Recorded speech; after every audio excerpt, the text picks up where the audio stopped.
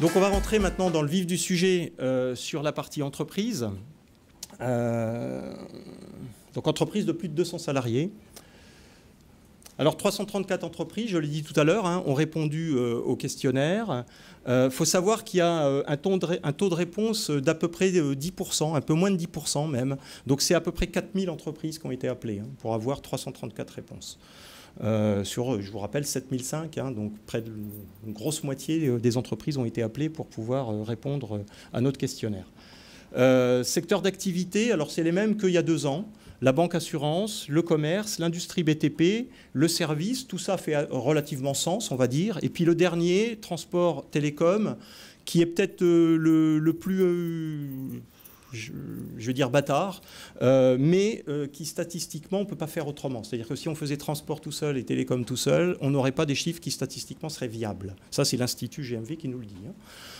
Donc du coup on les relie ensemble. Voilà. Et quelquefois effectivement ce qui se passe dans les transports n'est pas tout à fait ce qui se passe dans les télécoms, mais on n'a pas d'autre choix que de le faire comme ça. Sauf à ne pas les y mettre, ce qui serait quand même très dommage. Les personnes interrogées, donc dans 34% des cas, on va avoir affaire à des RSSI, donc c'est clairement le métier. Et puis dans 53% des cas, on va avoir affaire à des responsables informatiques au sens large. On va parler plutôt de DSI dans les grandes structures et plutôt de RI dans des plus petites structures. Je vous rappelle qu'on est entre 200 et jusqu'à des grands groupes de plusieurs centaines de milliers de salariés, cas échéant. 55% dans les entreprises de plus de 1000 salariés, ce sont les RSSI dans les entreprises de plus de 1000 salariés. Donc effectivement, les grandes entreprises ont un niveau de RSSI plus important et c'est assez logique qu'on les voit plus. Voilà, donc les résultats redressés, j'en ai parlé tout à l'heure. Alors, première tendance, c'est le budget sécurité qui continue à stagner. Je dis qui continue parce qu'il y a 2 ans, c'était déjà le cas. C'est la barre un peu rose du milieu. Vous voyez que c'est très largement la plus grande. Et là, on vous l'a mis par thématique, banque assurance, commerce, services, transport télécom et industrie BTP. Là où il y a la plus forte augmentation, c'est les industries télécoms. On imagine assez bien qu'un des moteurs de ça, c'est la LPM. C'est le fait que de nombreux acteurs de l'industrie et des télécoms sont identifiés comme des OIV. Et ça a boosté l'évolution positivement, on va dire, du budget lié à la sécurité dans ce secteur. La plus grosse augmentation concerne la mise en place d'éléments organisationnels. Alors c'est très très vrai dans le monde de la banque assurance en particulier. Et le plus gros pourcentage, alors attention, la plus grosse augmentation, mais ça reste une augmentation relativement faible, et le plus gros pourcentage reste la mise en place de solutions techniques. Donc les entreprises restent très connectées aux solutions techniques. On le reverra un peu plus tard, j'en reparlerai. Le RSSI revient doucement, très doucement vers la DG. On a eu une série un peu de yo-yo, de montagnes russes. C'est sur les différentes dernières études, quand on compare les différentes études passées. Il revient tranquillement vers la direction générale. C'est le texte du dessous. 30% dans les entreprises sont rattachés à la DG. Le premier rattachement, vous ne l'avez pas là, mais vous l'aurez dans le rapport, ça reste la DSI. Ça ne nous semble pas le meilleur rattachement. Après, on peut se poser la question, est-ce qu'il vaut mieux pas un RSSI mal rattaché que pas de RSSI du tout? Mais en tout cas, le meilleur rattachement est peut-être pas la DSI. Ce qui est quand même intéressant, c'est le schéma, c'est que le nombre de RSSI continue de croître. On est aujourd'hui à 67% des entreprises de plus de 200 salariés qui ont des RSSI. C'est depuis 8 ans, et le chiffre est bien 8 ans, c'est-à-dire ce 181% d'augmentation correspond à l'époque 2008, qui n'est pas sur le schéma, 2016. Donc en 8 ans, on a eu presque un triplement, parce que 181% de croissance, c'est presque x3, du nombre de RSSI. Donc c'est quand même plutôt une bonne nouvelle. On voit que, évidemment, les grandes structures sont déjà équipées, et c'est les petites qui commencent à s'équiper en RSSI. Je ne sais pas si la façon de le dire est la bonne, mais c'est bien ça qui est en train de se passer. Les missions du RSSI évoluent peu. Le RSSI, si on regarde les items numéro 3 et 4 en partant du haut, qui sont des items plutôt techniques, un premier item opérationnel, un deuxième qui est dit technique, restent majoritairement les fonctions du RSSI. Bon, ça ne nous semble pas l'idéal non plus, hein, au sens du comité d'experts. Certainement que le RSSI, ce qu'on pourrait attendre de lui, c'est plus de l'organisation, plus de la stratégie, plus du contrôle, plus de la mise en place de politiques, d'analyse de risque et de ce genre de choses.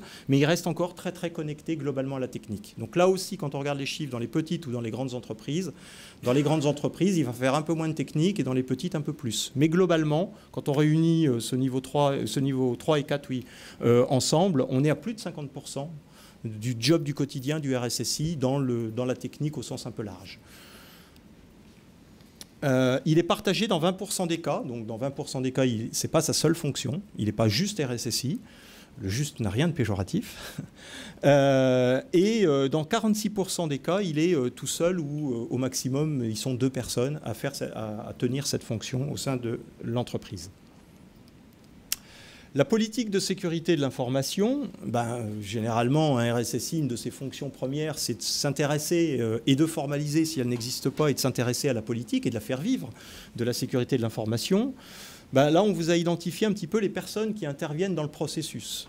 Alors, par rapport à ce que je viens de dire sur l'aspect un peu technique du RSSI, on ne s'étonnera pas que le premier acteur, c'est la DSI. La DSI, à 63%, intervient dans la formalisation de la politique de sécurité de l'information. Le RSSI est en seconde position, hein, à 38%. Et puis, en dessous, dans les cadres bleu clair, vous avez une vision un peu plus des métiers dits support, hein, d'une manière générale. Bon, on va retrouver la direction générale, mais on va aussi retrouver la direction des ressources humaines qui s'investit à 25% dans les PSSI, la direction juridique à 20% et tout ce qui est contrôlé audit à 9%. Ça nous semble assez faible. Ça serait une bonne chose que ces différentes structures un peu transverses soient un peu plus impliquées dans l'élaboration des politiques de sécurité de l'information. Un autre métier, enfin une autre composante du métier de RSSI, c'est où sont mes données sensibles et comment j'identifie ça. Donc on va parler de classification, on va parler d'analyse de risque. Classification tout d'abord, l'inventaire des informations. Là aussi, hein, on voit qu'aujourd'hui, encore une part importante, plus de 20% des entreprises n'ont pas classifié leurs informations. Elles ne savent pas clairement où sont les informations les plus sensibles. Et si on regarde celles qui l'ont fait de façon totale, on est à peine à plus de 25%. Je crois que c'est 26% le chiffre précis. Hein. C'est la barre bleue foncée sur la gauche tout en haut. De la même façon sur les analyses de risque. Aujourd'hui, la moitié des entreprises réalisent des analyses de risque. J'ai envie de dire seulement la moitié. Ça a peu bougé, ça a même plutôt un petit peu baissé. On était à 51% en 2014, on est à 47%. Voilà, donc c'est plutôt pas un bon signe, ça, réalisé par le RSSI. Alors que lorsqu'elles sont faites, ces analyses de risque, c'est plutôt le RSSI qui s'y colle, hein, à 59%. C'est quand même somme toute logique. Puis après, on a regardé un petit peu les méthodologies qui étaient utilisées. Alors le trio de tête, vous l'avez là, hein, ISO 27005 pour un petit quart des cas, et BIOS pour à peu près 13% des cas, et MEARI pour à peu près 12% des cas. Voilà. Vous avez aussi tout un tas de méthodologies dites maison, où les entreprises qui ont un certain niveau de maturité, généralement, vont chercher à droite, à gauche, les éléments dans les différentes méthodes qui les intéressent pour se formaliser une méthode à eux. Les actions de sensibilisation, je ne vais pas rentrer très loin dans le détail de ce slide, hein, vous aurez tout ça encore une fois dans le rapport, hein, mais ce qu'on peut retenir, c'est que la moitié des entreprises font de la sensibilisation. Alors il y a plein de façons d'en faire, il y a des façons plus ou moins précises, plus ou moins étendues. Là où je voulais surtout attirer votre attention, c'est sur 2 points qui sont 2 points écrits en plus petit.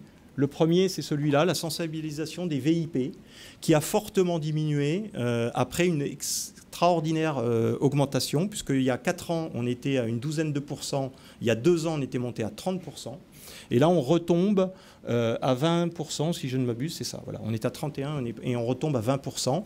Et on se dit que c'est certainement la fin de l'effet prisme. Vous savez, hein, Snowden, hein, les fameuses fuites d'informations qui avaient fait fortement augmenter cette sensibilisation auprès des VIP au sein des entreprises, qui le soufflet s'est un petit peu dégonflé. La deuxième chose, c'est celui qui est écrit en tout petit. Ceux qui sont un peu loin, je pense que vous ne pouvez même pas imaginer que c'est écrit. Il est là. Celui-là, c'est 2%, donc c'est vraiment pas grand-chose, mais c'est l'arrivée des serious games. Donc c'est quelque chose dont on entend beaucoup parler en ce moment dans les entreprises. Voilà, ça arrive.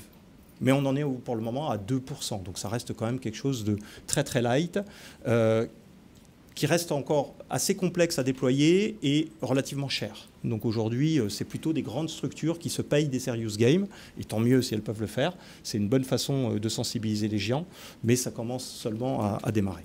On verra dans 2 ans, dans 4 ans, ce que ça deviendra. Le contrôle d'accès logique, là aussi, je ne vais pas rentrer dans tout le détail du slide, hein, le temps est contraint. Mais je vais retenir uniquement la première ligne. On est passé assez sensiblement sur un modèle de gestion des habilitations sur des rôles et profils, hein, définition de rôles et profils. Aujourd'hui, 60% des entreprises ont une définition, une gestion des habilitations sur ce modèle.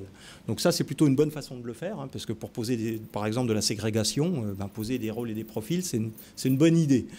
C'était pas si vrai que ça, il y a 4 ans, il y a 6 ans, ça a commencé à se mettre en musique il y a 2 ans, et là, on a la confirmation de ça cette année.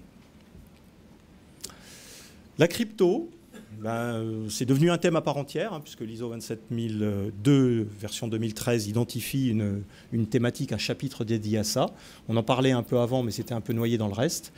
Donc on a posé la question, est-ce que vous utilisez de la crypto? Donc là, un tiers des entreprises, un gros tiers, 34% des entreprises nous disent oui, on utilise de la cryptologie, très bien, ok. 51% dans la banque assurance. Donc on voit là aussi que le niveau de maturité de la banque assurance est plutôt plus élevé que les autres, hein, globalement, et la cryptologie est plus utilisée dans la banque assurance. Et puis on pose la question juste derrière en disant, ok, ceux qui en utilisent, pour ceux qui en utilisent, qui gère les secrets cryptologiques, si je puis dire, les moyens cryptographiques, voilà, on va le dire comme ça. Globalement, c'est le trait bleu clair, hein, vous le voyez de façon très large, c'est la DSI qui gère ça. Voilà, donc là, c'est vraiment la DSI qui est dans la gestion des aspects crypto. Et là, c'est globalement vrai dans toutes les structures. La sécurité physique, même chose, on va le regarder rapidement. 70% des entreprises protègent leurs données dites physiques, donc qui peuvent être sur les papiers, par exemple, hein. Et puis après, on a posé la question sur un peu les différents dispositifs de sécurité physique qui sont mis en œuvre. Alors là, il y en a un peu deux grands types, hein. Il y a les dispositifs liés, par exemple, aux incendies, aux inondations, etc. Tout ce qui va être la détection de ce type de problème physique. Et puis aussi tous les contrôles d'accès physique. Donc les contrôles d'accès physique, aujourd'hui, sont assez bien déployés, hein, 66%. Les 2/3 des organisations mettent en place du contrôle d'accès par badge, par exemple. Donc là aussi, on a des progressions assez sensibles. On était à 44% il y a 2 ans. Les technologies de sécurité utilisées. Alors, on revient plus sur les technologies, je vais dire, qui sont aujourd'hui très mises en œuvre sans trop se poser de questions. Tout ce qui va être antivirus, anti-malware, les pare-feux, etc. On voit qu'on est dans des ratios de 90%. Voilà, il n'y a plus beaucoup de débats sur ces technologies-là. On voit une évolution assez sensible sur les IDS, parce que on est aujourd'hui à 64% de mise en place d'IDS au sein des organisations versus 44, si mes yeux sont suffisamment bons, il y a 2 ans. Donc on a quand même une évolution assez sensible. Et puis les outils de chiffrement sur les PC portables, hein, il y a de plus en plus d'organisations qui fournissent des PC portables à leurs salariés. On est passé de 33 à 43%. Donc là aussi, on voit que l'évolution se fait, mais assez tranquillement finalement, hein. Aujourd'hui, les technologies de chiffrement sont tout à fait fiables.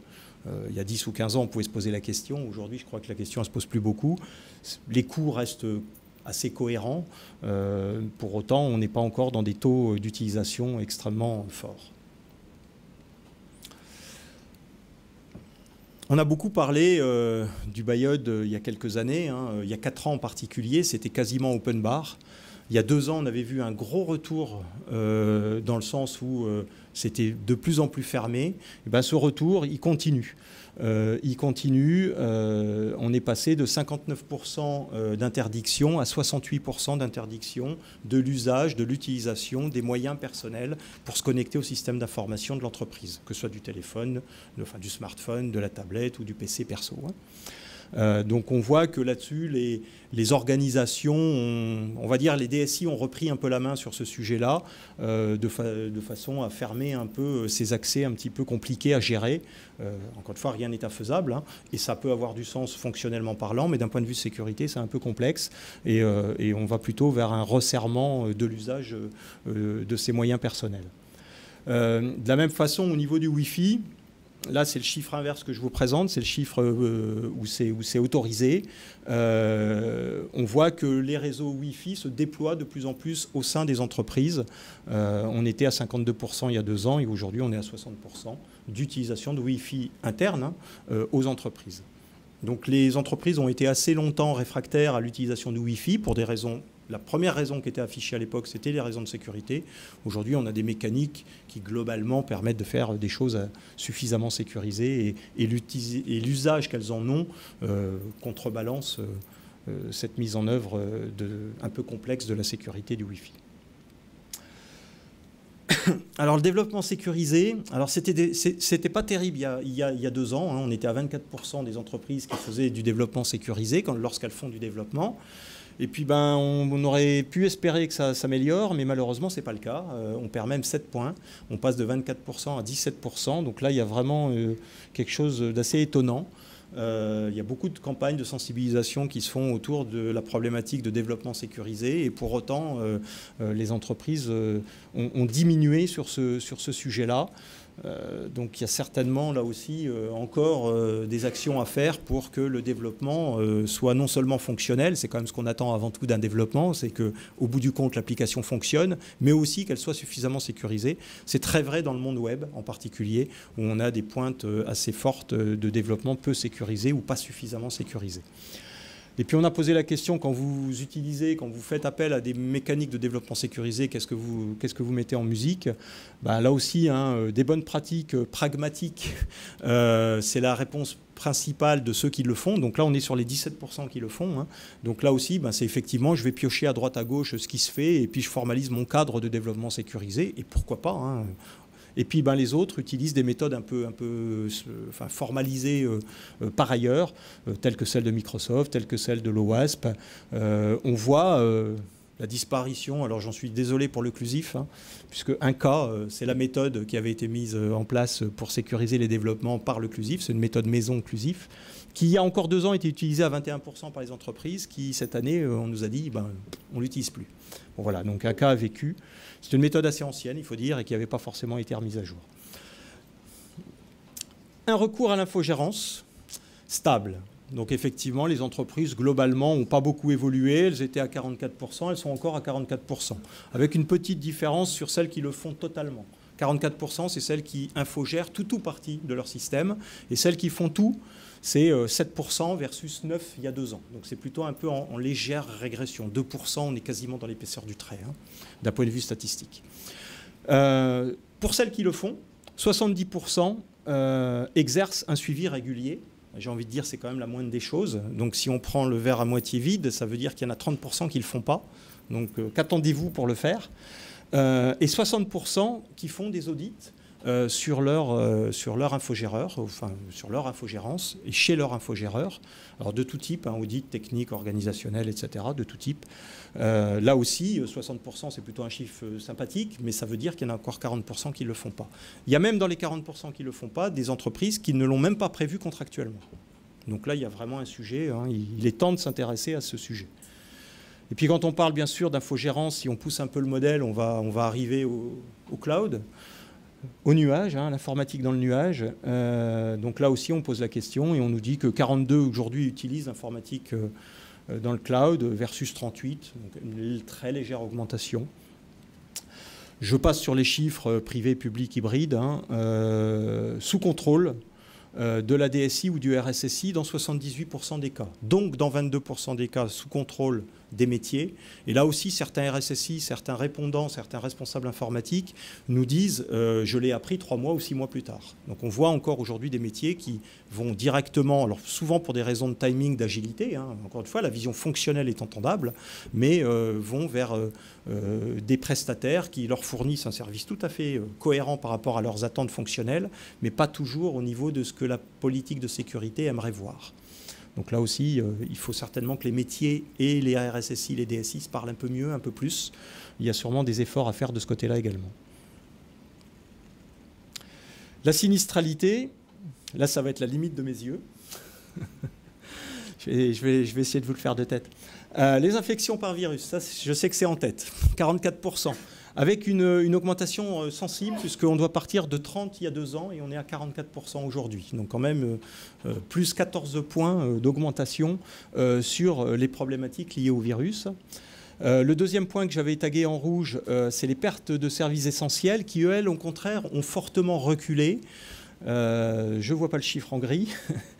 24% aujourd'hui et on devait être aux environs d'une quarantaine de pourcents il y a 2 ans. Ça, c'est dû en grande partie au fait qu'il y a beaucoup de data centers ou de salles machines qui ont été refaites, hein, puisque les pertes de services essentiels, on est dans l'électricité, dans la clim, dans tous ces sujets-là, hein, qui ont été retravaillés. Il y a pas mal d'entreprises qui, il y a 2 ans, nous avaient dit, ben oui, on n'est pas forcément bon sur ces sujets-là, on a eu pas mal de problèmes, donc on va s'y mettre. Donc ça, les chiffres le traduisent très clairement.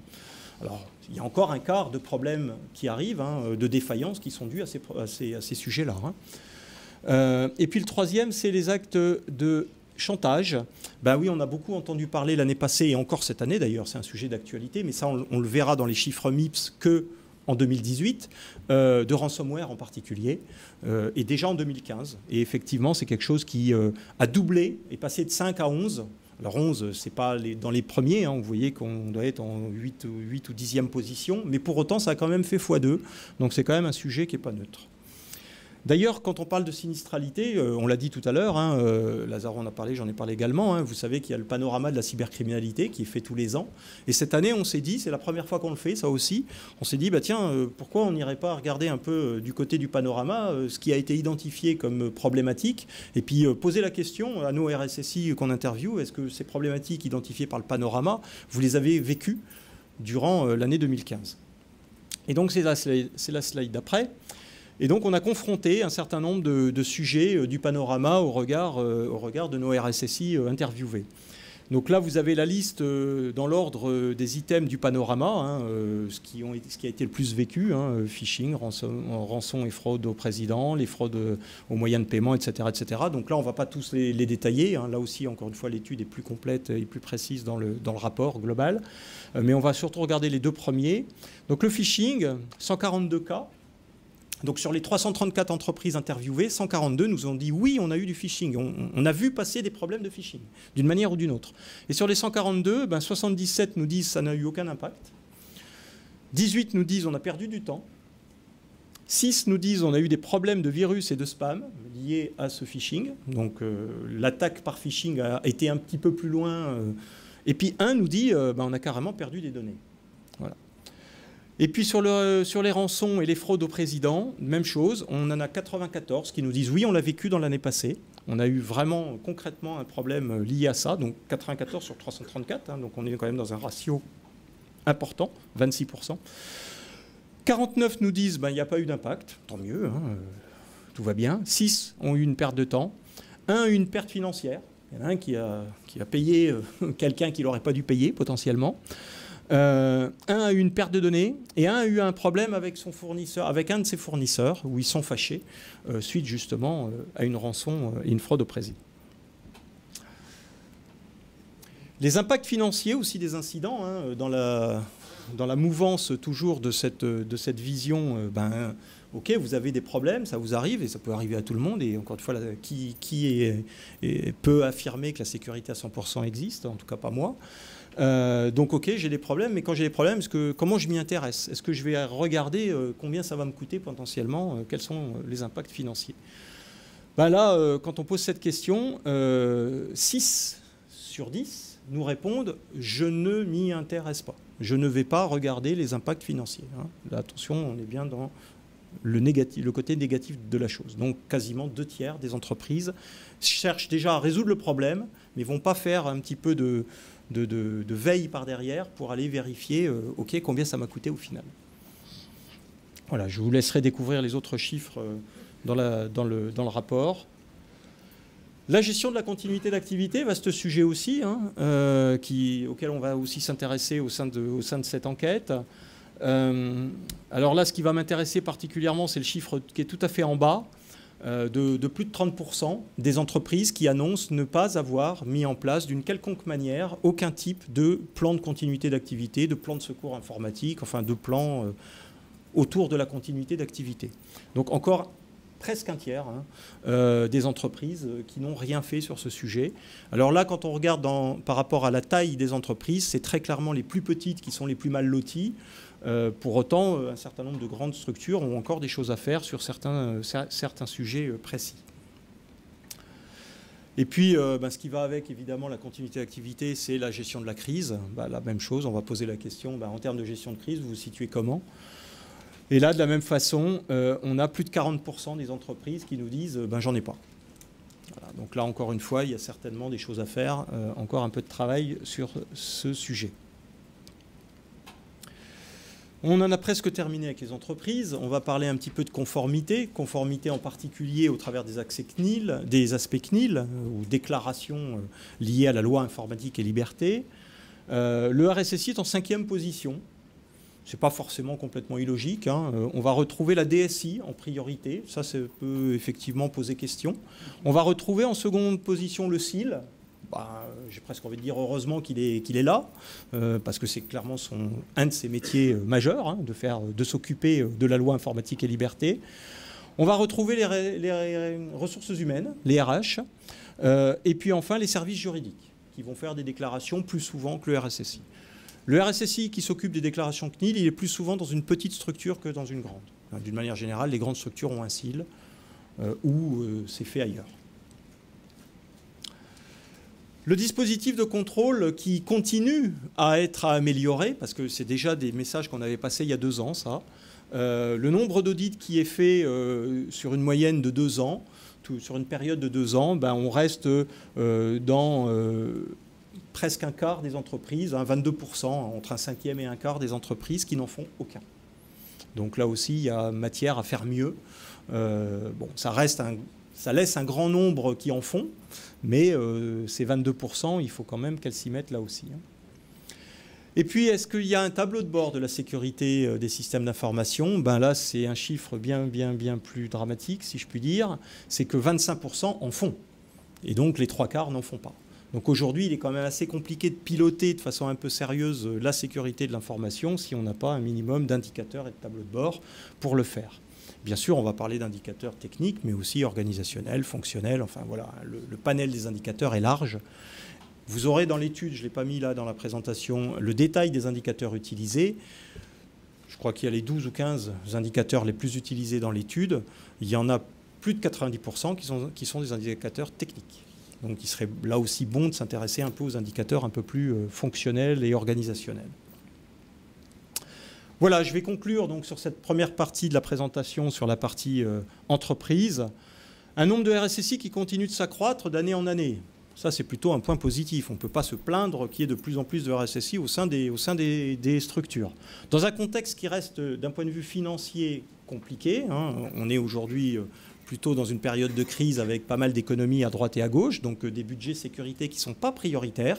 Très clairement, on voit des budgets qui se font couper de façon un peu à la hussarde, si je puis dire, et des organisations qui sont encore sous contrainte. Donc la position du RSSI reste compliquée.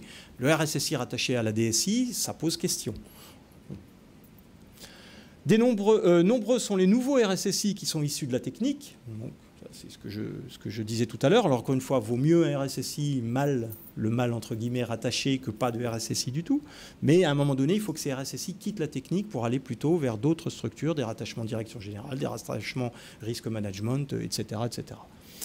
Ça explique en grande partie la stagnation de la maturité finalement. La classification, les analyses de risque qui ne sont pas suffisamment formalisées, pas suffisamment faites, les politiques de sécurité où il n'y a pas assez de métiers support qui s'impliquent. Il y a un vrai sujet autour de ça. Il faut absolument réussir à s'améliorer là-dessus. Et le traitement en priorité des aspects techniques. On l'a vu, y compris dans les aspects budgétaires, c'est vraiment les aspects techniques qui sont en priorité mis en avant. Alors, loin de moi l'idée de dire que la technique ne sert à rien. Bien entendu, il faut de la technique, mais pas que. Reste à améliorer les aspects organisationnels, donc, pour mieux maîtriser l'ensemble du périmètre de la sécurité de l'information au sein des entreprises. Puis je vais finir avec une petite maxime Bon, il y a 2 ans, j'ai cité Aristote, là, j'ai pas fait mieux. Hein. Voilà, si vous pensez que la seule technologie peut résoudre vos problèmes de sécurité, alors vous n'avez rien compris à la technologie ni à vos problèmes.